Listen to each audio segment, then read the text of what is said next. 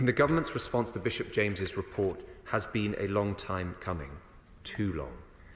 For some of that time, it was necessarily held back to avoid prejudicing the outcomes of criminal trials, but there has been delay since, and I recognise that this has only compounded the pain of the Hillsborough families and survivors, and the Government apologises for that.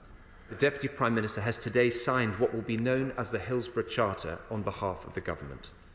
Other signatories of the Charter include the National Police Chiefs Council on behalf of all 43 police forces, the College of Policing, the Crown Prosecution Service, the National Fire Chiefs Council and others.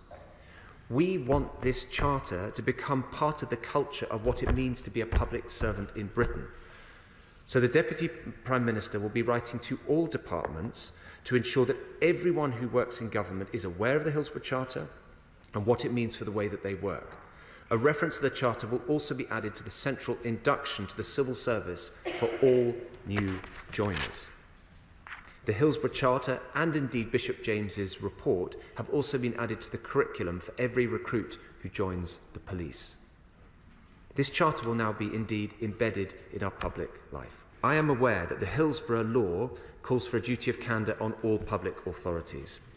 Now, since the Hillsborough disaster, a comprehensive framework of duties and obligations has developed which cover public officials and the different official proceedings, such as inquests and inquiries. We will keep these changes under review to ensure we achieve that culture of openness, honesty and candour, and we will not rule out taking further action if it is needed. Our response sets out the steps this government has taken to make sure that bereaved families and survivors in the immediate aftermath of a public tragedy are guided through what can be a difficult, complicated and forbidding process.